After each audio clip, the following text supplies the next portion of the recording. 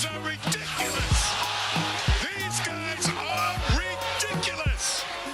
And we are back with another episode of From the Rafters. Sam and I are here recording on Tuesday, June 21st. My voice cracked in the intro, but I'm just going to run with it. I I was didn't just talking to notice. Sam. In fairness, I did not It was notice. like weird. It was like, and we are back, and it kind of went up a little bit. But no, this is the first time we talked since the Celtics lost in the finals. I was just telling Sam, I don't know if you feel the same, but I've been so burnt out after the Celtics, lost, and I wasn't as upset as I thought I'd be. Obviously, I was sad that they lost. I was sad that the season was over. Obviously there's going to be the frustrations with the turnovers and everything and the way they lost, but I know you can relate because you've liked them for a long time. I know you were mad after they lost. I remember the text you said, fuck this guy Curry or whatever No, you I didn't said. say after this guy. I said I think he's milking a bit, which I stand by. Like, it's your fourth title. Yeah, but Act like you've won a couple. no, Dude's no, no. crying. Like, give me a I break. think I understand the crying in that situation because of where they went. Like his injury, Clay's injury, being the worst team in the league and climbing all the way back. I understand it. And I think winning a title in a year is like the crowning achievement. So I'm not going to blame him. So I don't really care regardless. Um, I'm not upset that they lost to the Warriors, if that makes sense. Like, if there was gonna be a team for them to lose to, I'd rather them lose to the Warriors because I like Steph, I like Clay, I like Draymond, and I know you've liked the Warriors too. So I mean, Yep. congratulations to Golden State. They obviously earned it because, and I don't want to spend today talking about the turnovers and the everything because I feel like that's what our last 19 million shows have been about. We can touch on it though. I mean, what did they have 23 turnovers in game 6, right? It was more of the same. It was exactly what you knew they couldn't do if they wanted to win a title, and it happened in game 6, and Warriors blew them out of the water. It's as simple as that, right? Yeah, it sucks because they came out real fast, and we were all watching it, kind of talking in the chat. We are like, "Oh boy, like they might win again. They might win this." And then Golden State started a 21-0 run off an offensive rebound, by the way, which dating Of course, all the right? way back to 2021, late in last year. What would be the spark in them losing games and blowing leads? It was always that. It was always that. It was consistent throughout when they were bad in the playoffs. That was one of the main things they were doing, along with the turnovers. But if you really want to see something that plagued them throughout the season when they were bad, it was the offensive rebounds. Gary Payton misses a three, comes in, gets his own miss, lays it in, and then they score 19 more on top of that, unanswered. And then that was the game. Unfortunately, there were a couple runs the Celtics put together that really gave you hope. They got it to 8 a couple times down the stretch. By the way, with the Warriors leaving the door wide open and them doing nothing about it. Again, in Celtic fashion, kind of doing it to themselves. I mean, Yeah. the Warriors absolutely like punched them in the mouth in game 6, and they dominated the most part of that game. But you're lying to yourself if you don't think the Celtics had a chance to get back in that game. I mean, early in the fourth quarter, they were begging them. They were like, please come make this a game again. Please, Yeah. please come take the lead. And they didn't do it. And it sucked. And watching a guy like Al Horford, put up a 19-14 effort, whether you want to say those points came after the game was decided or not, he was playing hard the entire time and really was the driving force and what made it interesting again, enough for us to stay awake in the second half there, as the Celtics do. They like to say, hey, here's a little hope, and then we're going to lose anyway. And that's how the season ended. And really, if you want to look back and point at something, it's game 4. It's game 4, and I was real Yeah. pissed afterwards.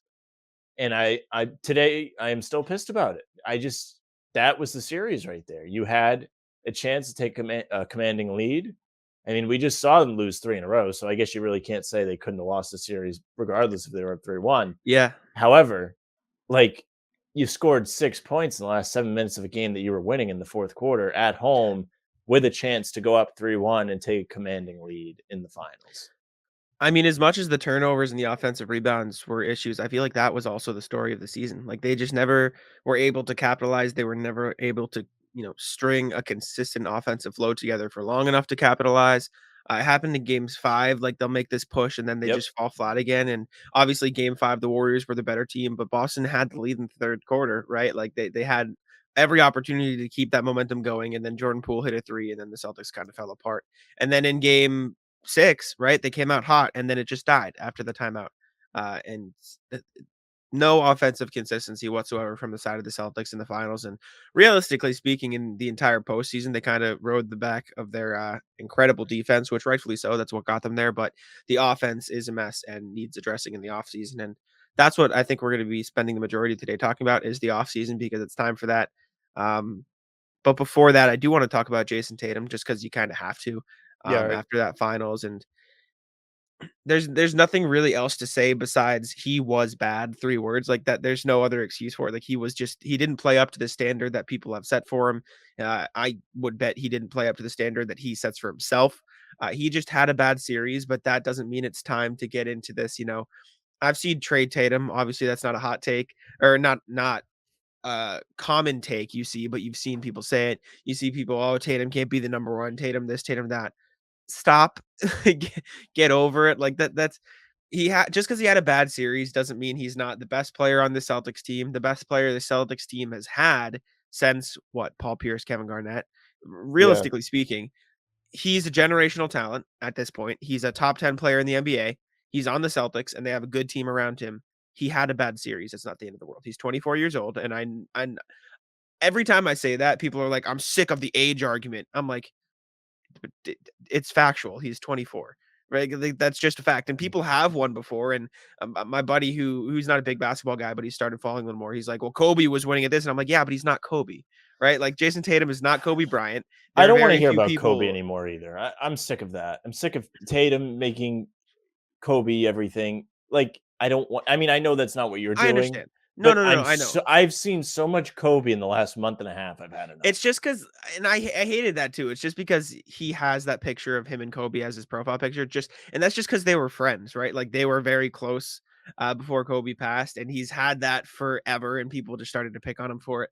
Um, but the point I'm making is if we're at the point where we're complaining about Jason Tatum by ways of comparing him to what top 15 players of all time, like Mm. that's a ridiculous standard, and he can be that, but to say that you have to have a top 15 player of all time to win a championship is kind of crazy, right? Like like they have a good team around him, and he like just stop comparing him to Kobe and LeBron and all these people who were better at a young age. Like I've seen all these memes. It's like, like comparing Tatum and LeBron stats in their first finals run, and then people saying, oh, if LeBron had this Celtics team, he'd be stop.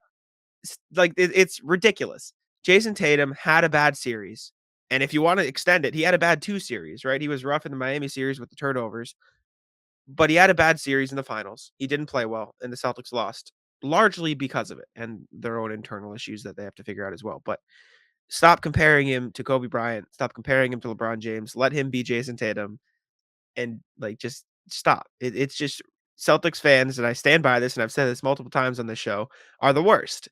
They have these ridiculously high expectations, and even these expectations, I know even you, Sam, are not going to go to because you understand that Jason Tatum is 24 and he just had a bad series and it happens. I would hope, and I hope you're not going to Well, come back at me and say trade him. But no, I'm not going to say trade him, but I I know, don't I know. think it's not great. Like, No, it's not good at all. I Like he stand had to be by what better. I've been saying for months. Like, you're there when you were Exactly. there. You were really there in game 4. And you Yes. know what really would have helped them win game 4 is if Tatum did anything in the fourth quarter, they would have won that game. They probably would have won a ring, and they didn't. And Yeah. coulda, woulda, shoulda. Celtics should have won this series. Does that mean that they deserve to win? No, that's not what I mean when I say they should have. When I say they should have won, I mean they should have executed better. They had chances. It was there for them to take. Yes. And if you want to say, Sam, you're not giving the Warriors credit, that's not the case. The reason why the Warriors won this series is because when they had chances, they took the chances. And if you want an Absolutely. example of that, look at game 6. The Celtics came out, went up 10 points, right? 12 points at one point in the first quarter. Then Golden State calls a timeout. They come out of the timeout, slowly creep back into the game, and then eventually rip off a 21-0 run. That Okay. was such a big swing The that whole series. Celtics had a chance to blow the game open. They were already there for the most part. 12 points is no joke. As an NBA lead, does it mean you're going to hold it for a whole game? No, it's the NBA. Runs happen. That's why However, you have to capitalize. Exactly. They didn't capitalize when they were playing well in game 6. And you saw they got lazy in the first quarter. The Warriors did the opposite. They started getting hot. They took the lead and then they piled on. They went into the second quarter up 5. They extended it to 10 in the first 50 seconds of the quarter. The Celtics couldn't extend a lead for anything in this series except for in game 1. In game 3, they I guess they blew them out down the stretch, but still, it feels like that game was close for the majority of the time. I believe we're only up 4 going into the fourth quarter of that game, and it was a game they kind of came out similar to game 6 and played well in the first half, and they didn't do anything with it. So the difference between a champion and the runner-up in this case is one team took the chances and the other did not. If you want to go to game 4, the Celtics had plenty of chances to win that game. They only gave up what, 17 points in the back half of that fourth quarter. It wasn't like Golden State was scoring at will. And if you take away the free throws at the end, it's even less. Yeah. And you still lost with a 5-point lead at one point. In game 5, you're in the third quarter. You're starting to pull away. You look good. You're up 5 or 6. You don't close the quarter. You go in the fourth down 1. These were stretches that they had to capitalize on. And it doesn't always happen at the end of the game. I think game 4, throughout that game, they had plenty of chances to extend the lead. I've probably complained about this time and time again on pregame, on the pod. They did not take any opportunities in this series or throughout the playoff run. And it sounds like a broken record, and you've heard it everywhere. This team made everything hard on themselves, and it finally caught up to them. They finally weren't able to get away with it. They got away with it against Milwaukee. They got away with it against Miami. They didn't get away with it against the Warriors, and they had to watch them celebrate on their home floor. They had to watch Draymond tweet, which is fine, by the way. Let him tweet if you're upset at him. Exactly. I don't know what to tell Yep. you. But listen, let it sink in if you're the Celtics. Think about what you did, right? We're not mad. We're just disappointed because you were there. You had the chance to win. There's no excuse to why you didn't win other than you got outclassed. And I believe you were the one that said that in the pregame, Yeah. and there is no better description because, again, Golden State took the chances. You did not. That's the difference. Yeah, you took the words right out of my mouth. I was just gonna say the word I used to describe the finals was they were outclassed, and that's the difference between a team that's been there before and a team that hasn't. And going in, I was of the mindset that this experience thing is overrated. Celtics have proved they're a good team, but I was wrong. The experience thing absolutely came into play because when the Celtics needed to make those runs and they needed to capitalize and they needed to take advantage of the moment, they couldn't do it. And the Warriors, having been there before, having known the situation, they were able to capitalize, and that was the big difference throughout the series. I think, like you said, the timeouts just in games 1 through 6, every single game, Steve Kerr had a timeout, and the Warriors responded. And that's not a knock on Ime Udoka for not taking the right timeouts. That's a knock on the Celtics for not responding correctly when the timeouts were called. And that was the difference. And I think this is a good learning experience. Obviously, once you get to the finals, you don't want to have to call it that, but that's exactly what it is at this point after they lost. Right? They're going to learn from this. They're going to learn that they know what to do now. They've been there before. They know the moment, and hopefully they take that and they grow from it. And that's all you can hope for at this point.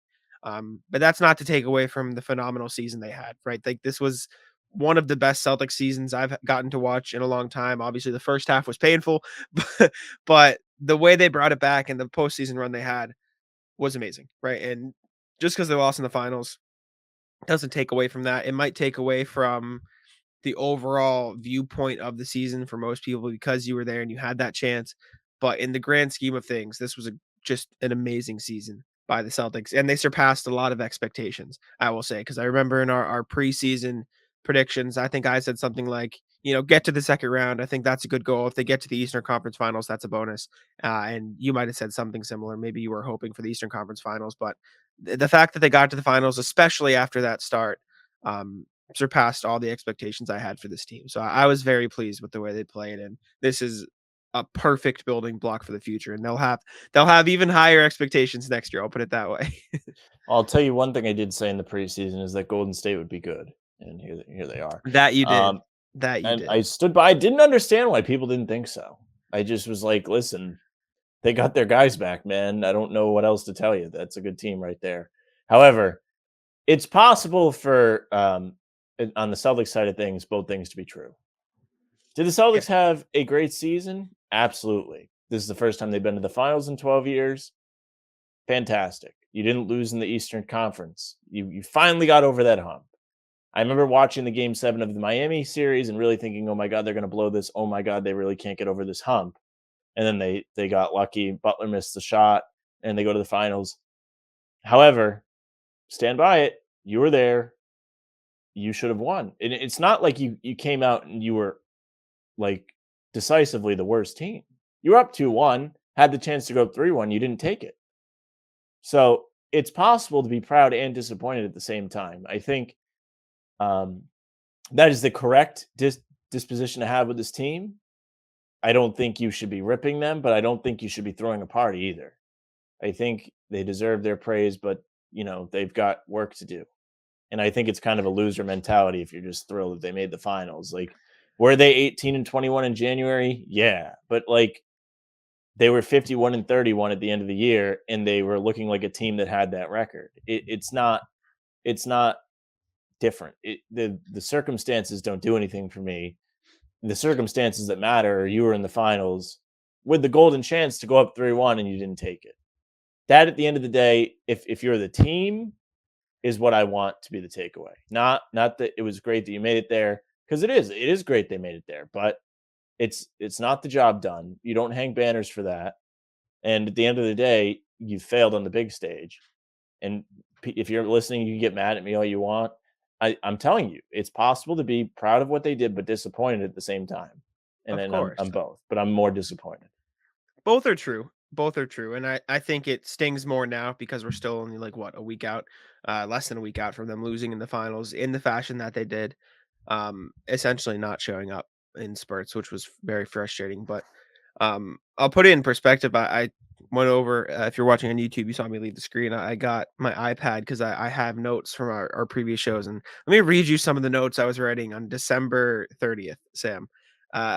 Lost for answers. What is wrong? This is a big enough sample size to make a judgment on this team. Those are my first 3 notes. I don't even know what was the Celtics record at this point. Let me look. Standings. I don't know, but I know the next day they went out and beat Phoenix. Nice That they voice, did. We're tied for voice cracks today, by the way. 1-1. On the 30th, the Celtics were 16-19, 3 games below 500. Also, I wrote Jaylen Brown, 0 assists. This was after the Minnesota game. Trade ? Is he gone ? Dennis Schroeder ? Trade time. Smart trade. Is Robert Williams safe? Is Jaylen Brown on the block? How much blame should Ime Udoka get? Hearts for Grant Williams is the only positive I have on my sheet of paper here. Dude, I'm telling So you, that's where we're at. during those times, I never said to break those guys up, and I never said trading Smart was the solution. I said you might have to do it if a deal's there. I did eventually say I didn't think they should do it, but I recognize that if something's not working, that was what they should do, not split those guys up. I just couldn't believe they were saying those guys couldn't play together. Brown and Tatum couldn't play together. They had before, because that was you were telling me not. You were saying it was different.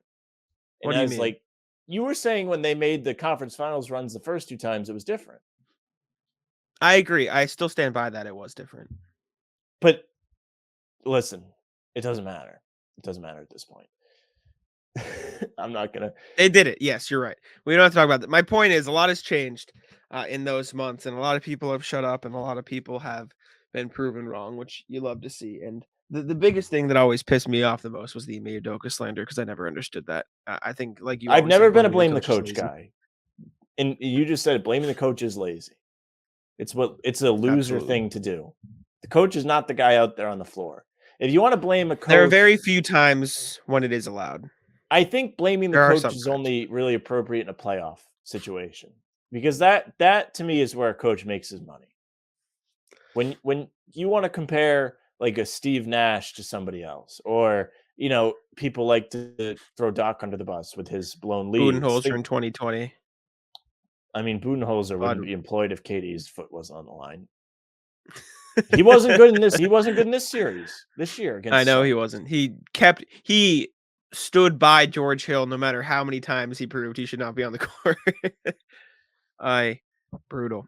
No, yeah, and the few times Coach can be blamed, Jim Boylan in Chicago a couple years ago, yikes, that was awful. I don't know if you remember that. I do remember Do that. you remember when he was like, He, I like, forget who told it Levine to was, come out or something, and he said no, or he told him to do something something, he like said that, no. and there I forget the player, By the way, Daniel who Gafford. who at that point, who's Levine to say no to anybody? Well, he had 40 points, and I don't Boylan pulled care. him in the last 2 minutes. Nah, nah, nah, you I'm got sure they 40 were in the last. running away with the game. It was a close game. It was a close game was the point. But the big thing that was crazy was Daniel Gafford got hurt. Jim Boylan wouldn't call a timeout, and Monty Williams had to call a timeout for him. So, like, the Suns called a timeout to get Daniel Gafford. Like, That's whack. See, that to me is just weird. I don't crazy. know. Some guys just get "you're not gonna tell me" kind of mentality, and then that's what you get. Very weird. Thibodeau's the same And way. then People get sick of him quick. He's kind of burned his bridges in New York now. People are really getting sick of him. Randall's and then being a pain in the ass over there. Nate Bjorkson last year with the Pacers, he fell out of favor real quick. You remember him? In 1 year, I remember him, but I don't remember why he fell out of favor. just the locker room just didn't like him. Like, they just did not like him. Tough. But anyways, moving on from the coach slander talk, which we weirdly got into a tangent about. It's the off season now. Sam, I know that's your favorite time of the year. You love talking about hypotheticals instead of actual gameplay, right? This it's your favorite. It's fun for a change. It is It fun is, for a right? change. I'm excited right now. We were talking about this. That was such a long season, right? And you love that they did it. You love that they got that far. I wish they would do it every Obviously, year. Just have to exactly, win. exactly. But I am burnt out. I've been trying my best to keep up with articles and everything and keep going and pushing and switching to the draft because the draft is in 2 days at this point when we're recording 1 day, when you Really guys are listening is. to this, but I will not want it's to look at wild. the draft. It's wild. Are you gonna watch the draft? No. You're not gonna watch the draft. I gotta get up in the morning the next day, dog. Celtics don't have a first round pick. What do I care? Gotcha. All right. Do you wanna talk about off-season moves first, or do you wanna talk about the draft first? Off season because they don't have a first round pick, so who cares? Okay. All right. So for off-season, I have written down, I have options, Fournier, TPE. What do they need? Which one of Hmm. those points do you want to hit first? Um, why don't we start off with the fun stuff? The old rumors. You've seen it. All the chatter.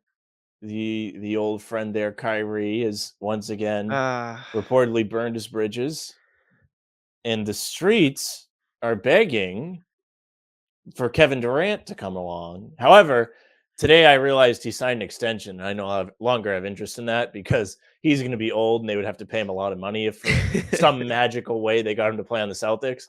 yeah. Um, so I think that's significantly less fun. You know how much I hate big contracts for Yep. guys that aren't necessarily going to be worth the money at some point. Is Durant worth But the if money there was now? one Sure. guy, if there was one guy who I think could defy that, it would probably be Kevin Durant. I I love feel like he'll Durant. still be good. Durant's my He's favorite so player good. to watch that isn't on the Celtics. And Yeah. overall, I just think he's so fun to watch because he's so skilled. And I mean, he He's makes a awesome. bunch of jump shots. He still shoots the mid range. He's just, Is he second in the league? Top two? Where do you rank him I in mean, the league before the right now? playoffs, I would have told you he was number one. But now two. Yeah, he's probably two behind Giannis. I agree. I agree. I saw a list on Twitter. So take that with the grain of salt that it At least it deserves. wasn't Instagram. No, no. It might as well have been. Just this is just a fun tangent I'm gonna go on because I saw just a horrific list of names in order that sparked a conversation between me and my buddy, like giving our own lists. Let me find this real quick. Number one on the list, Jokic, Embiid, Giannis was the first order, and I'm like, all right, I Well, he won don't the think that's correct. MVP. What do you Yeah, it's want fair out of the enough. man? And then Steph was 4, KD was 6, was 5, Kawhi was 6 after not playing, and Zion was 7. Zion. I said something mean about Zion the other day. Did you see that? No, what did he say? Somebody like put one of those tweets that had a picture of Zion greater than sign Over. Tatum, and it had a picture of it was Tatum and LeBron in the same Yeah, picture. yeah, And then obviously trolling. I quote tweeted it and said, "Yeah, if you're talking about weight." And then like some people actually got mad. They were like, I "This did is see the corny." tweet. And I was like, "Well, you didn't like it." And then I was like, Thought I saw the tweet. "No, you did. You probably saw it, but you didn't leave a like. Oh, shit. Well, You I'll do didn't that now. You support keep me." going. I'll keep supporting. You keep going. And like people are like mad. It's like one, I'm like half joking, and two, it's literally his job to be in shape. So like, what are you complaining about? It's not like he can't change his weight. He's a professional athlete. Get in shape. Thank Yeah, you. that is funny. Yeah. Yeah, of Very course. nice of Jack. He liked my tweet. And maybe Oh, yeah, you'll people be got real scrolling through mad. Twitter now. Yeah, people were not happy about that, which is like fine. I thought about deleting it for a second. I was like, nah, I can't do that. If those comments are what make you delete it, you should see some of the shit I get ratioed for. Well, I'm Next. not used to that. And plus, the guy that said ratio didn't even ratio me, so get fucked. Yeah, no, he's Which I lame. very rarely will curse on these things. I try and go by radio rules, but that guy can get fucked. Said ratio. I curse a little more than I should. Anyways, yeah, Zion at number 7 on the list, the Twitter list I saw was crazy, but if I had to pick a top 3, this is another tangent. It's Giannis, it's KD, and then it's probably Jokic. I'd put it 3, with Steph and Embiid to follow. And then after that, I don't even know. But Tatum's in the top 10, as is Jimmy Butler, as is Devin Booker. I'll put it that way. There's a fun I'm fact interested for to you. see Jimmy Butler next season. I think Me too. we might start seeing him fall off a little bit. But that's neither here nor there. We've got the super fun KD stuff, and also the odds came out from Vegas. The most likely destination for Bradley Beal, if he's not on the Wizards, is also the Celtics. I don't care for that move. There are Nah, people that care for that move, nah. and I just don't know how you're making it happen. Are you taking Horford out of this team? Who, by the way, it's been reported that they want to talk to about a multi-year extension on a team-friendly deal, which is good news. I wish they could restructure this year, but they can't. Yeah, that'd be ideal, but they cannot. The only thing I discussed with a friend, this is kind of all tied in, is like, all right, if they trade like Horford for Beal or whatever, because that was just discussed. It was just something that was discussed. Mhm. And then like Washington's like, all right, we're gonna buy out Horford, and then he comes back. You can't do that. What do you mean you can't do that? You can't Is if that you get against? bought Is there a out. literal It's rule? 1 year. He couldn't do it till next year. It's like Goran Dragic. If he got bought out by the Raptors, the Heat couldn't sign him. But if he got traded and then bought out by the Raptors, then they could have signed him. Like it's like you can't. I'm trying to figure out the best way. No, that's what it would be. That's what I mean. They No, would no, no, trade no. him. No, that's what you just said. Goran Dragic got traded to the Raptors. If Yes. the Raptors bought him out, the Heat can't sign him. But since he got traded and then that new team bought him out, you Okay, know what I'm saying? It's like a okay. one-team buffer. You can't go directly like back and forth because that's like CBA or something like that. Well, that's So cool. the Wizards would have to trade him again, have him get bought out, and then he could come back to the Celtics. Now, is that the rule if you get traded and then your contract runs up? No. Once No. you're a free agent, you're a free agent. You can go wherever you want, but you can't like get bought out by a team and then Well, I mean, it's good they do that, but they should really crack down on them just going to power teams. yeah. I mean, because we all know how well the Blake Griffin signing worked out a couple years ago. It's still annoying. Like it is still annoying. He shouldn't have been rewarded with like being able to join that team. I stand by it. I know. And those of you listening, this is the content you just live for. Me complaining about nothing You love it. because it's Of the off course. season and there's no So legitimate stuff for me to complain about. the least the Celtics could give up in a trade for Beal. Like, say Beal says, I want to go to Boston, and the Wizards' hands are tied. The most underwhelming package the Celtics could give up would be Derek White, Daniel Tice, Aaron Nesmith, and then filler, like a Juwan Morgan, Okay. end of the bench guy, which is Well, that, fine. however, that is if he wants money, Exactly. This is if Bradley which Beal, is not a guarantee. not even money, because he'd get the most money in Washington, right? Like they can offer him No. more than other teams. Well, if they do a sign and trade, then they can do that regardless, wherever he wants to play. If they get stuff back, he signs a contract with Washington, they trade the Supermax. However, what if he just wants to win? What if he's like, give me a deal that fits? Then, I mean, you're talking crazy now. Beal would have to. I don't accept a know how deal for, crazy. like, I feel like I'm sorry, I'm not letting you talk. If Vegas has it at plus 300, do you think what if they know something? Or what if No. maybe they're just saying they're buddies, like Tatum and I him are just buddies? think it's that they're buddies and that he could force his way. The only way you could get Beal without giving up Derek White, Al Horford, like just Tice, Neesmith, and Filler, which won't happen. This is completely ridiculous talk, but I'm indulging anyways. Would be if Beal signed for like $15 million, which I don't think is realistic at all. No That'd be shot. fire. That'd be so Yeah, which fire. I don't think could happen at all. But in the grand scheme of things, if Beal's on a max contract, which he will be, absolutely, I don't want him. I don't think he I agree. is necessarily a good fit in Boston. And maybe this is a hot take. I'd rather have Derek White. I'd rather have Derek White on the team than Bradley Beal. Especially That considering might be a little contracts. of a hot take. Well, considering contracts and every, you know what? Well, Actually, if screw he's it. on a max deal, then I agree Nah, with you. But screw it. if I'll go on in. If you put them on the same contracts, give me Derek No. White anyways. Yeah, absolutely. I'll stick to that. but Absolutely. to go to classic Sam fashion here, Brad Beal is not a player I'd pay the max. He is not a player you should be giving. Let's see if he gets the supermax. What does he get? 50 million.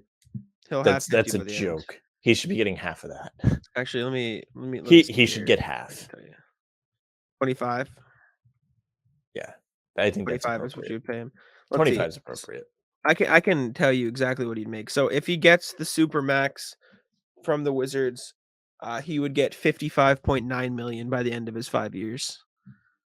Signing with another Ugh. team, he'd be making 48.7 at the end of his 5. That's disgusting. And getting, yeah, he'd get 50 million on Oh. all of his extensions essentially by the end of this contract, which he's gonna get, and you know he's gonna get. But that is where we're at with Bradley Beal. I don't want him on the Celtics. I'd rather have Derek White because he gives you defense. And for all of these, well, at least Bradley Beal can shoot. No, he can't. Stop. Look at the numbers. Look at his last season. Bradley Beal is not a shooter. He's a scorer, and there's a difference. And there's absolutely a difference. And I'll tell you It wouldn't that hurt to have more of a scorer, but how? On the other hand, like, does he play a lot of defense? Not necessarily. Beal shot 30% from 3 last season. 30. Dude, imagine if he played on the Celtics and shot 30%. Like you have people that want want Marcus Smart on a platter for real. when It's he's crazy. not necessarily supposed to be somebody that shoots well. And like literally all these people are saying Beal can shoot, and then he would come here and shoot 30%. Oof. Derek White shot better from 3 last season than Bradley Beal did. And people were complaining about Derek White shooting. So there you go. Yeah, I would have liked Like, to see Derek White make a ridiculous. few more in the back end of the finals, but Yeah. it's not And even I'm on all there. for the Celtics adding another scorer. Like that's fine, adding more shot creation. I just don't think it should be a $30 million, $50 million scorer, right? Like Yep. I'm trying to think of options. I mean, Kyle Kuzma tweeted like something about Boston the other day. That was interesting. I wouldn't hate Kyle Kuzma on this team. I think he'd be a good fit. He fits into the TPE. He can be third or fourth scoring option on the team. And as crazy as it sounds, he's proven that he can be a third or fourth option on a championship caliber team. With a lot less help than the Celtics have. So He'd I'd be be good more off the than happy. bench. Exactly. Absolutely, he would be. And realistically speaking, if Horford starts to get older, I wouldn't even hate him in the starting lineup. Right, you put Kyle Kuzma at the 4, Tatum at the 3, and this is obviously a couple years down the line, but Kuzma's not a bad player, man. He averaged 18 last season and is a great rebounder, which is something the Celtics very clearly need. So I'll take Kuzma. Excuse me. Other guys, a cheap option I've seen float around, TJ Warren, probably on a prove it deal because he hasn't played in 2 seasons. So you'd probably get him ideally on a similar contract or a similar sort of situation to the one Oladipo had with the Heat last season. 1 year minimum deal to come prove something. I've seen Dylan Brooks floated, which I don't understand why the Grizzlies would trade him, but he's in the last year of his contract, so maybe the Grizzlies don't want to pay him. He fits into the TPE, could grab him, good defensive guy. Probably wouldn't want him to take as many shots in Boston, but there's that as well. And then Will Barton is the other name I've seen because Nuggets are looking to trade him, but I think they probably want to trade him for more help. So I don't know if the Celtics can do that, but if they just want to dump the contract for picks or something, I think you take that if you're Boston. He makes like $14 million. He's a good scorer. He's a solid defender. I mean, he's just like a 3-and-D guy you could bring into the team. So I wouldn't hate Will Barton either. But the guy I really want that is probably the most realistic, excuse me, as I cough in the microphone, is one of the Martins. I want one of the Martin twins. I don't think the Celtics need necessarily anything big. You'd like to see them use the Fournier TPE, but I think it's probably 50-50 on whether or not they use it at this point. They're not which is using crazy. that thing. Yeah, I They're not think. I using mean, and they have other ones. They have like an $8 million TPE, so they have other things they can use to get decent guys. But I think the real goal should be getting one or two more playable players off the bench. You look at the finals, and depth really became a factor again. Derek White went cold, Grant Williams got cold, Peyton Pritchard went cold, and they had nobody else to turn to. The next option Yeah. was Aaron Nesmith, who has been unplayable, and after that, it's what Sam Hauser, Malik Fitz, Juwan Morgan. That's just not going to fly.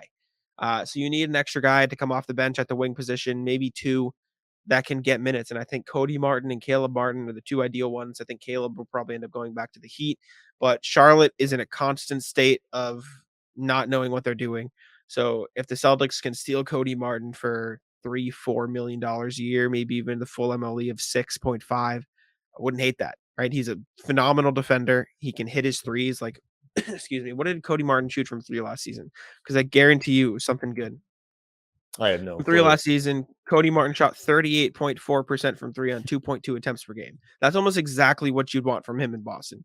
Come in, play solid defense, take your 2 threes a game, be on your way. That's exactly what you need from the guy on the end of the bench as your 9-man. And then past that, I really just think anybody that can defend and shoot. That's what you need. I want one of the Martins, and then I want another guard wing combo that can defend and shoot. And ideally, that's Aaron Nesmith. But at this point in his career, I have no confidence that he can ever be that guy. Well, it's funny. I was thinking a lot about Neesmith lately. Don't get me wrong. I mean, I'm not putting all the eggs in the Neesmith basket, but it sure would be helpful if he could do something. If he could just Because make his shots like he was supposed to. the guy plays with a crazy energy, which is real good. The problem is he can't make any threes, which is the reason why he was drafted.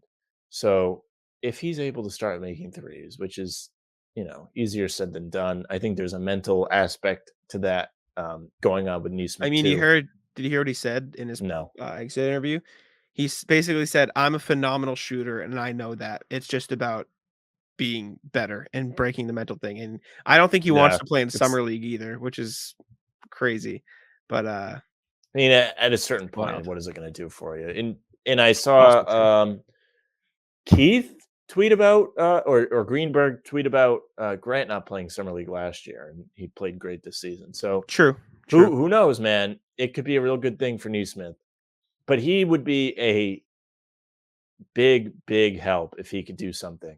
And I'm not trying He to just like make his shots. I'm not trying to like make fun of him because like I don't know, like what's the point in that? But seriously, if he could contribute and be the best version of himself and play a role on the Celtics, it would be such a big help because one, they really don't have any money to sign anybody, and two, they need a wing scorer off the bench, somebody that they can rely on. Like you said in the finals, everybody off the bench went ghost at the back end of the series. If he's able to give you something, that's a massive help. And he's Oh, not yeah. like bad on defense. That's one thing for Neesmith. I can say he's not too bad. He played a Yeah. pretty good job. Played a pretty good job. Jeez, Sam. Did a pretty good job on Middleton, specifically in the last game they played against Milwaukee in the regular season when nobody played for the Celtics and the game was still close and they really should have beat Milwaukee without anybody playing. And they had Neesmith coming down guarding Middleton. He was good. Yeah. He can absolutely contribute if he can just get his shots to fall. If that guy starts making threes, people are going to love that guy. And you're going to stop hearing Absolutely. about Desmond Bain. You're going to stop hearing about all these other guys that they could have Well- had, should have had, Sadiq Bey. Like, and I'm telling you, if those guys play for the Celtics, there's no guarantee they turn out that way. The opportunity is a big part, and I stand by that. But if he's able true. to start doing something offensively, you watch out. Neesmith has my favorite play of the season. He had a coast-to-coast dunk against Philly that I thought ruled. And Yeah, I remember that. just thought it was such a great play, and it was such good energy at the time. That was probably my favorite play of the season. He just needs to make his shots. That's all it is. If he can start making those shots, then he'll get minutes. But until he can, he absolutely cannot. He be has on to earn floor. the minutes. He shouldn't just be He's- given minutes. I agree with that. Exactly. He's an offensive He liability needs right now. to step in with lethal shooter there and figure it out, or go to therapy, which Mhm. there's nothing wrong with. Like therapy, all these teams have, mental professionals, Absolutely. therapists, whatever you want to call them. They all have them. Figure out whatever's Mhm. wrong mentally. It's not easy to get over that hurdle as a player. The yips are a real thing. You can see many examples of that throughout sports, especially baseball, throughout history. Like it's a thing. And if he's able to get over that and contribute for the Celtics, that's a huge thing. That they don't have to pay somebody to come in and contribute and bring in extra help. Do they have TPEs? Yeah, they do. Do they have a 17 million one? Yeah. Does that mean they're going to use it? No. Do they have an MLE? Yeah. Does that mean they're going to get anybody significant? No. I Wick would love did to see hint them. that he's willing to spend, though. He did hint at that Yeah, during but his you interview can only today. spend what you're allowed to. Exactly, but You have to legally spend. And yes. honestly, you're the owner. You should want to spend, dummy. Yes, but that's been an issue in the past, so I'll take the progress from Wick. Yeah, it's a loser thing not to want to I spend know, with I this know. with this particular franchise and the talent you've had come through recently, and all of a sudden not wanting to spend is such a loser move. We talked about it at the Speaking deadline the last couple of years, trying to yes. cut under the tax. Such a loser move. Speaking of spending, I'm gonna run some names by you, and you tell me whether or not you think it'd be worth it. The Celtics have the 17 million TPE. They have a 6 point something million. I'm reading. Shout out Yos. I'm so gonna butcher this name. Yossi Goslin of Hoop Yossi. Type. I Yossi, do saw you know Yossi? well in his bio, it literally tells you how to pronounce the guy's name. Okay, perfect. Yossi Goslin. Yeah. Okay. Sorry. Thank you. Sorry about that. Wrote an article about the Celtics offseason. He brought up some intriguing options, and I wanted to run them by you. They'll have a $6.4 million MLE that they can use, and then that 17.1 million TPE they have um, to use as well. And then they have 6.9 million, 5.9 million TPEs as well. So they'll have plenty of options. I brought up Will Barton and Dylan Brooks. What do you think of those guys? I'd probably lean towards Will Barton because it seems more realistic, but I wouldn't mind either. You're not getting Dylan Brooks. And if you are, what are the Grizzlies doing? The Grizzlies should be in a position like the Celtics where they should want to spend money. That's a good team. Ja's a good player. The rest of those guys played excellent around him this season. They won a ton of games when Ja didn't play, which you let Tim and I know about in a pregame show sometime in the Absolutely, I middle of the did. season. So if you're the Memphis owners and you want to spend money on Dylan Brooks, who is a big part of what you do there, it's a loser move. So I don't think that's Barton? realistic either. Barton, I don't know. Is he really that great of a defender? I don't really know if I've ever heard about He's his a fine defense. defender. I don't think he's not like a defensive-minded guy, but he's not one of those guys you look How at and long is say his he's a contract? liability. For 6 million? It's expiring. Yeah, 14 million, but expiring. I would pay him 6 million. Oh, or for the No, TP for 1 year. TP. He makes 14 mil. Yeah, all right, fine. I mean, fine. At this point, if you're getting someone for free, there's no hurt in putting them in the TP unless they're like a cancer, which he doesn't seem to be a cancer. He's whatever. Next guy I've seen floated, Duncan Robinson, and this is one of the guys I've seen floated as This has more been realistic. controversial. That's like a Does very he realistic fit? one. He does He fit the TP. fits. Right now, he does. At My the end of answer his is contract, going to I think be he will. no. Even though I like Duncan Robinson, the reason why I say no is I hate big money deals for guys that might not deserve them, whether it's those guys that want to get paid $50 million or Duncan Robinson, who's going to be making 20 by the end of his contract. I think it's 19, so it's effectively It's close. Same thing. Prick. okay, it's closer to 20, but the 20 is not guaranteed. So there you we go. were both right. Go ahead. So, I mean, the guy was unplayable in the conference finals against the Celtics. I mean, they tried putting him out there. One, he couldn't make any threes, and two, he can't play defense. So, what are you doing having him out there because his name's on the back of his jersey? I want to push back a little bit. He was bad in the playoffs. He shot well. No, I'm not even going to go that He far. lost his spot in the rotation, Jack. I know. He lost his spot in the rotation because Miami found someone who gave them exactly what he did that could also play defense, right? A little bit Exactly. of defense. Max Strus is fine defender. Exactly. But that doesn't mean there's not a place for Duncan Robinson in the NBA, right? The Miami Heat were a very successful team with Robinson on the team, hitting shots and not being great on defense, right? They made the NBA finals with it, as much as that stings, realistically speaking. There are ways to make him work on a great defensive team where he's on the floor. And if you are the Celtics, sure. And but if you you're have the to get lucky Celtics, enough to play a team in the conference finals that melts when they see his own.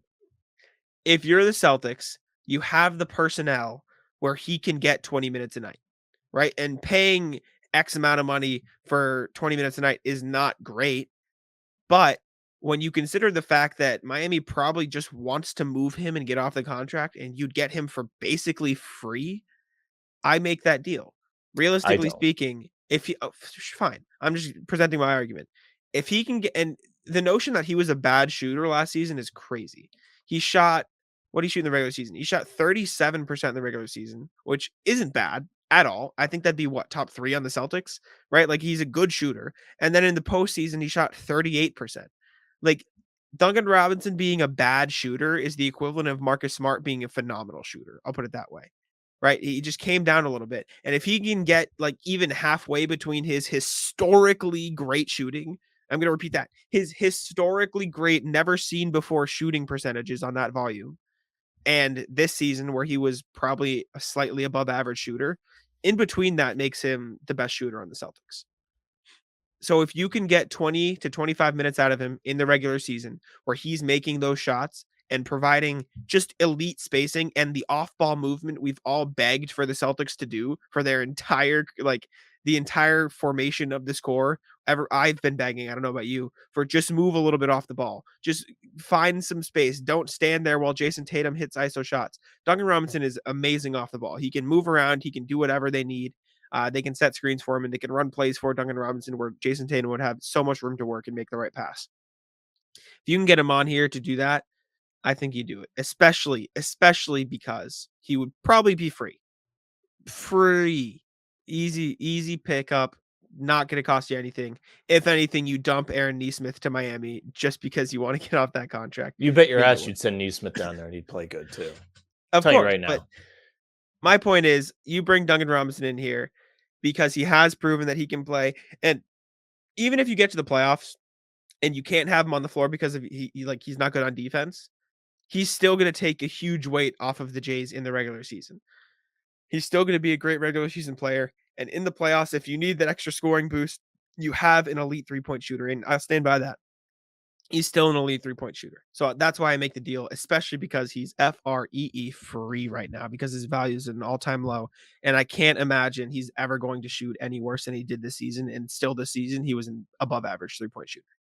Okay, That's my argument. I'm going to counter because you just played Miami in the conference finals. Okay. They are a team that is looking to compete with you.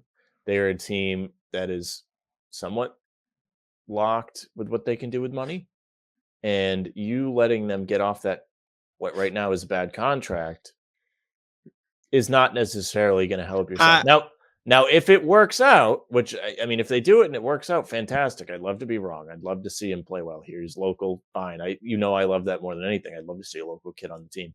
However, I don't like the idea of helping that team be flexible. I don't like that argument and not like that you specifically made it.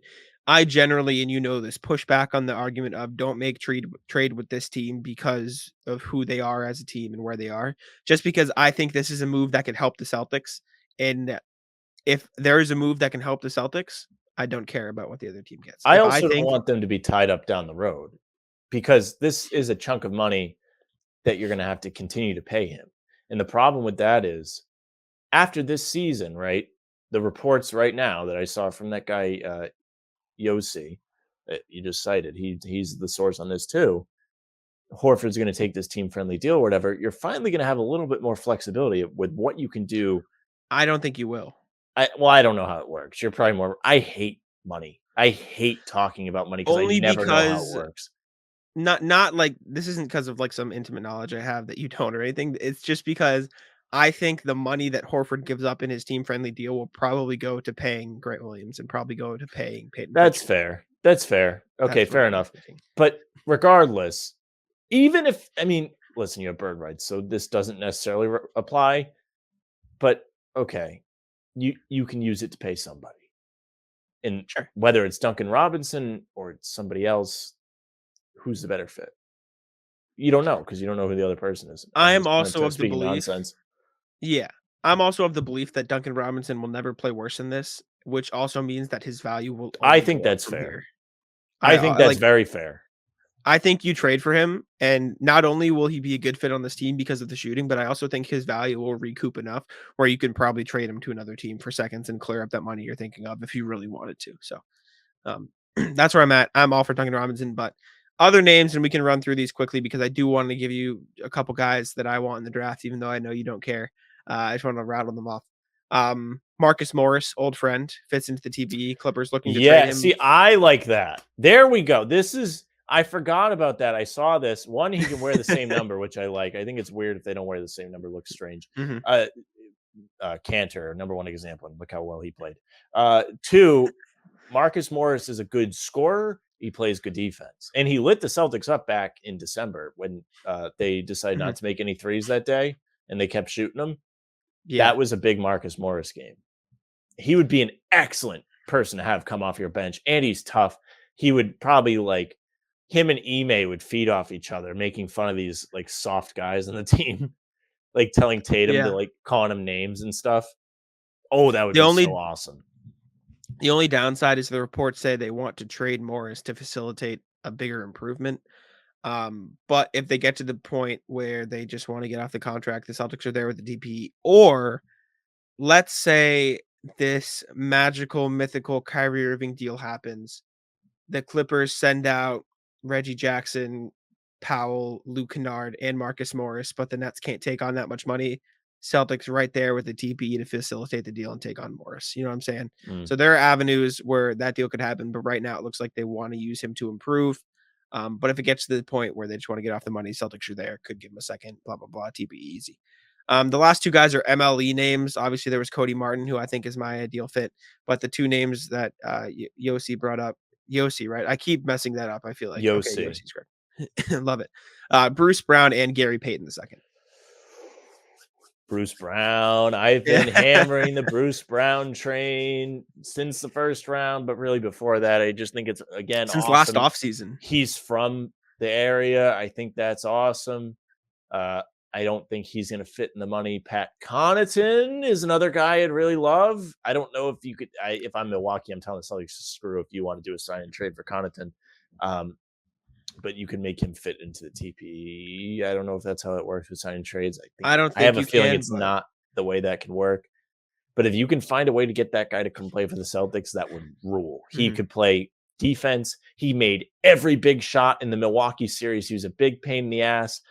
If you could get him to play here, if you get Bruce Brown to play here, it would be real cool. I think Connaughton's the better fit. I think you already kind of have guys to play a role that Bruce Brown would play. Derek White is a better version of Bruce Brown. He can facilitate a little better. He's a little taller, a little bigger, can guard bigger guys. Also, Pritchard is another guy that would like split minutes with him. And I think Pritchard still has a spot on this team with the way he can shoot and score in big absolutely. bursts and small minutes. But if you can get Bruce Brown to play on the Celtics, that'd be pretty cool. So I'm all for that. And Gary Payton, I don't think is going to leave. Yeah, that's what's possible. But the Warriors, I don't think they can pay him. So if he does want a little bit more money, like Celtics give him $5 million. What do they hit the hard cap? Yeah, they're We extremely need to hard-capped. do a pod with Keith Smith so we can educate me at the I very agree. least. I agree. I'll Because I don't know anything about all this, and I'm sick of not knowing things about this. But like trying to read up about like money, I can't do it. I can't Yeah. I can't learn that way. And I'm sorry if you're listening and you want Jack and I to tell you things you don't know. But in this, I'm a simpleton. Like I don't know anything. I know there's a salary cap. I know when you draft guys, you get bird rights, which means you can pay them, which is why the Warriors can pay these guys so much money, and they're like a payroll is like double what the Celtics was, which is Yes. whatever. Good on them. They're paying their guys. You should do that as an owner. That means you're a good owner. But oh man, I'm sorry if you want me to give you salary cap stuff because I can't do it. I'm like, listen, sign this guy. I know you can't like just trade for anybody you want, but Yes. you have to match everything. But I don't know Yes. anything about hard cap and all. Oh, gee, I would love Bruce Brown or Gary Payton. I think both would be good fits. Bruce Brown obviously is the local kid angle, like you said, but And he played well in the playoffs. he did. He was made really good. threes. You get that guy in the gym with Grant, man, and lethal shooter, who, by the way, is saying he's been reached out to by NBA teams. And I hope it's the Celtics. I hope the Celtics are one of them. I agree. Man. If you Especially get that guy some because help shooting, that'd be great. Especially because if lethal shooter, this is pointed out by It's Gear again. Shout out PJ. If another team hires him, that means Grant can't work with him anymore, which is not fun. Ooh, that's yeah. You didn't think about that. But like, let's also call a spade a spade. Like, if you're Grant, like, I mean, the man showed you the workouts. Your brain shouldn't melt. Yeah. You should be able to figure it out on your own at that point. John Wall just said, "Hey, give me another $50 million." By the way, wait, what? What do you mean? He tweeted? John Wall has opted Both sides are into his expected. player option. Oh, of course. I mean, he would be What a foolish not loser. to. No, What do what you a mean? loser. Why? I mean, listen, I'm not here to tell you don't get paid, but I'm like, I mean, don't you want to play Well, yes, but he wants and to start. So if contribute? you want to call him a loser for not being willing to come off the bench, I'll buy that. But at the same time, I don't think the Rockets want to play him. You know what I'm saying? Like, I just don't think they want to give him minutes. So it's not really Yeah, but like his. it's just like a loser. Like it's loser on both sides, by the way. Yeah, no, You're that's paying the guy shitty. to play him. It's It's like not the going to Horford hurt thing you. from 2 years ago. Yeah, and look what playing Horford did for you. Well, yes, but that's also what the Thunder wanted to avoid. Right? They did not want to win, which is another issue. Anyways, I want to throw a couple draft names. I have two. I have two draft names. We'll All keep it right. simple, then we can get out of here. Actually, Celtics are picking 53rd overall, round 2, pick 23. And I know that seems Coveted useless, right? pick. Because here's gonna be nothing. I will redirect you to the point of people have found playable guys in the second round in years past. Look at Herb Jones. He was an early second round pick, but he was still an effective one. Io It's not DeSunmu, impossible. playable second round pick. I think there are avenues to find, excuse me, playable second round picks. Um, and I think the Celtics need to do that. You want? I have two guys here. One is a shooter slash off ball guy, and one is pure defense. Who do you want to hear about first? Give me a defense guy because if I'm the Celtics, that's who I'm drafting. All right. I'll introduce you to Jabari Walker, University of Colorado. 19 years old, 6'9", 7-foot wingspan. Right, big Is dude. he a big or is he a wing? He's a forward. He's a Okay. forward. Right. His strengths, physical tools. Obviously, I mean, I just told you his wingspan and his height. He's a strong dude, 215 pounds, phenomenal athlete. Great defender. I mean, as you could tell, he's going to be an immediate impact guy at the NBA level. I'm not going to tell you he's the next Herb Jones, but if there is a sneaky pick to be that immediately able to have a huge impact on a defense at the NBA level, I think it's Jabari Walker. I think he has all the tools. He hustles well.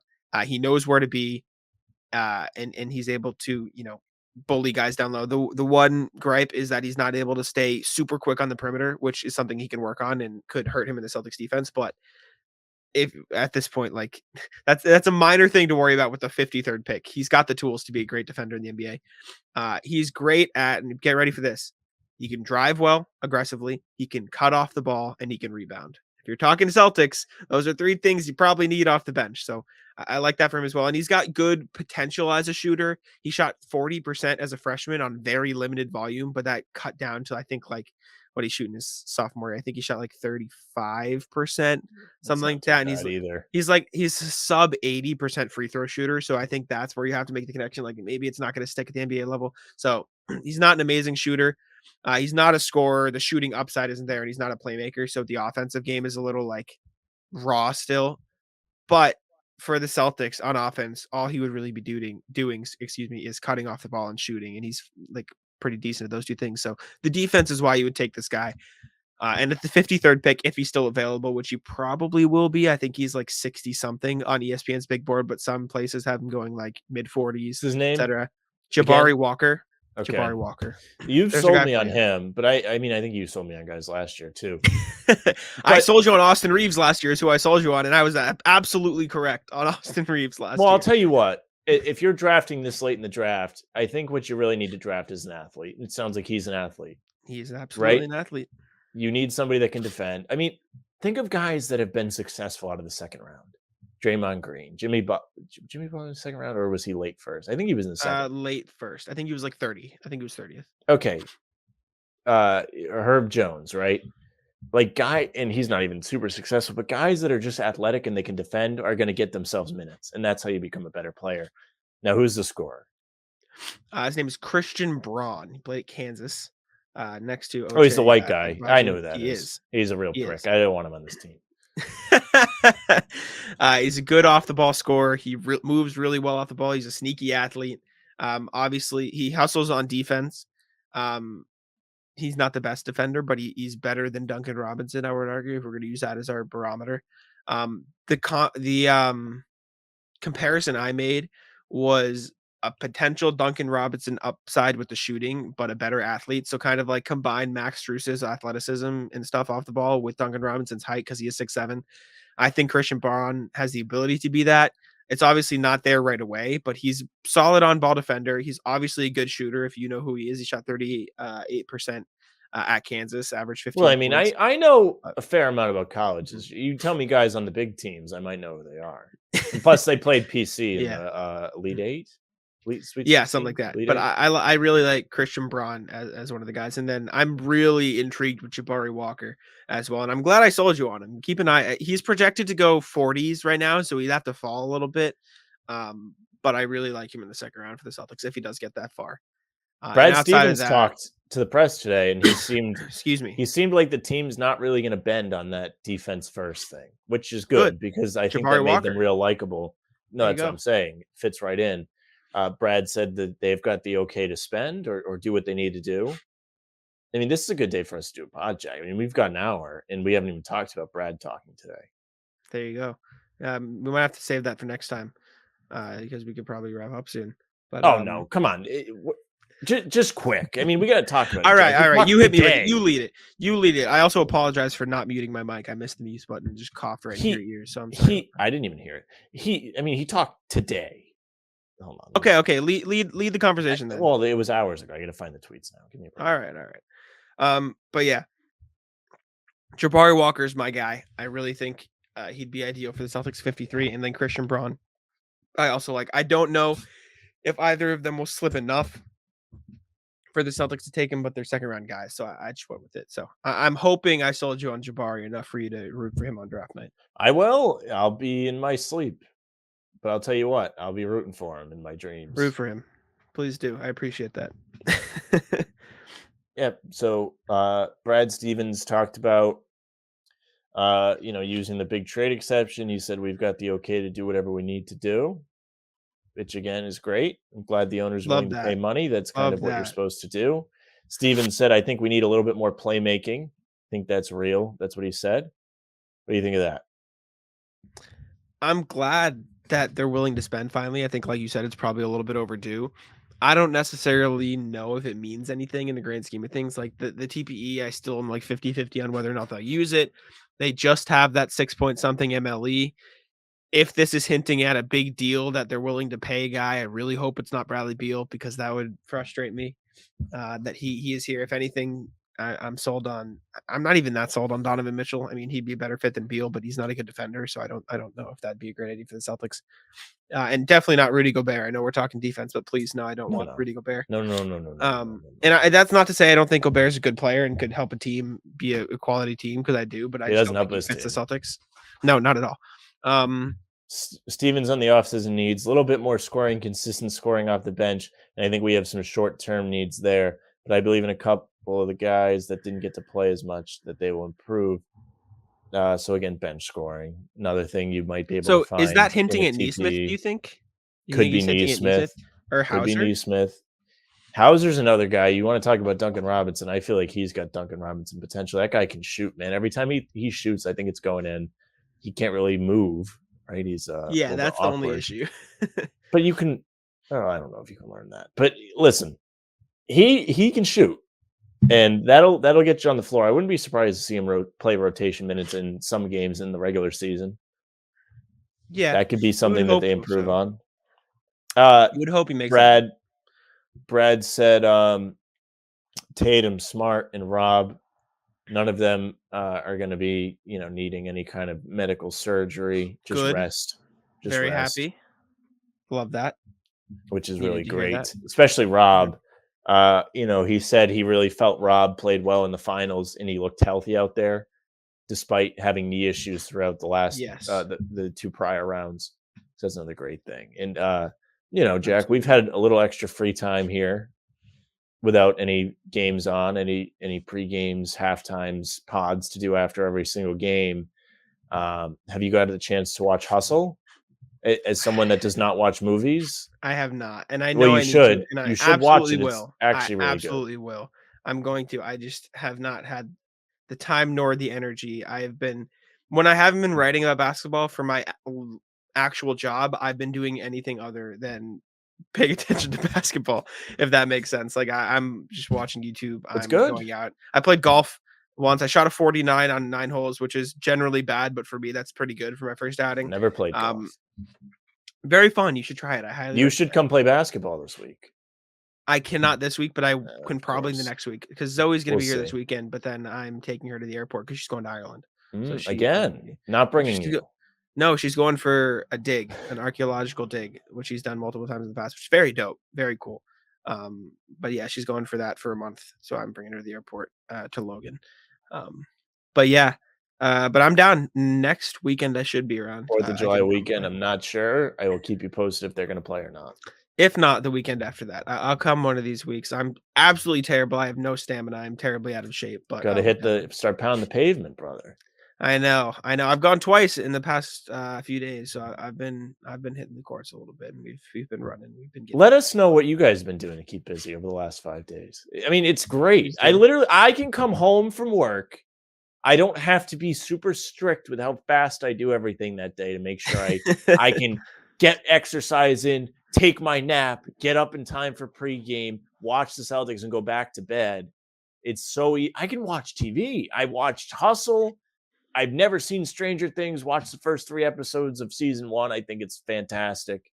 Wow. Even I've seen Stranger Things. I haven't seen the newest, but I've never seen it. I'm enjoying Very good. it. I have something to look forward to. I'm not stressed if a team's going to win or lose. I'm not on Twitter scouring from the time I wake up for injury do reports. you like crime shows? Like, have you ever seen Criminal Minds?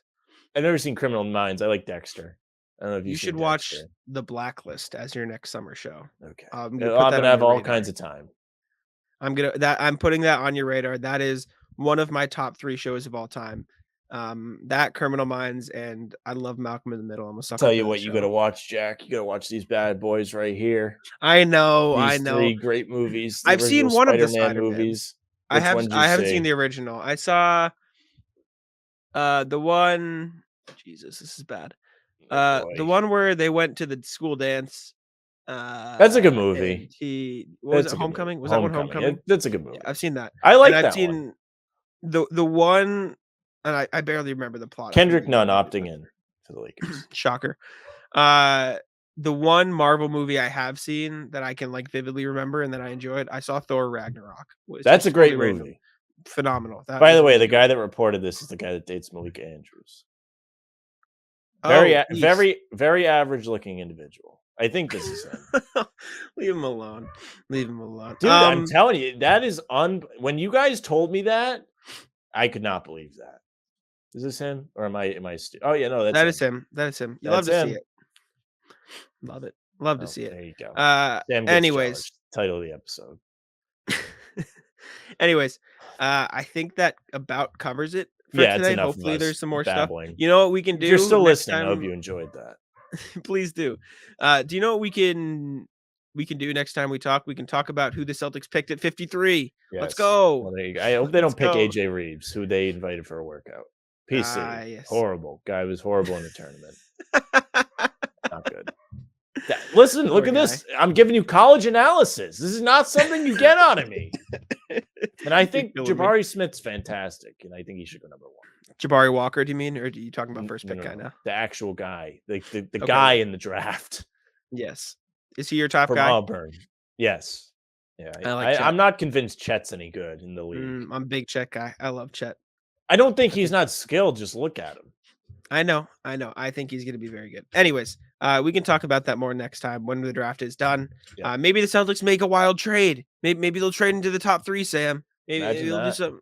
Maybe they'll do something crazy. No, I'm happy to be back at it. Sorry for the delay on the podcast. You guys will be listening to this on Wednesday is when it's going to release, the day before the draft. So you'll get that insight on Jabari Walker and Christian Braun that I wanted to give you. Jabari Walker's the guy. I'm putting that out there now. If the Celtics get him, and whoever gets him, we're gonna come back to this show in June. And if I'm right about Jabari Walker, I'm gonna expect praise.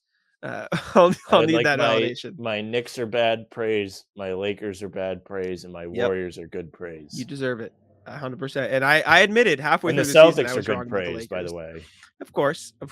You got those right. I'll give you that. I'll give you that. We can do our normal off-season predictions things towards the end of the off-season like we always do, and I'll mark them down this time for the next year. But anyways, I have a feeling we're going to be busy this summer, and we're going to have to get some guests on here because we absolutely. like to do guests. It's just harder to do them when there's actual games to talk about. But when it's just us talking and speculating, it's great to have guests. So It's extra hard in the playoffs too when stuff is so rapid people are and going. busy.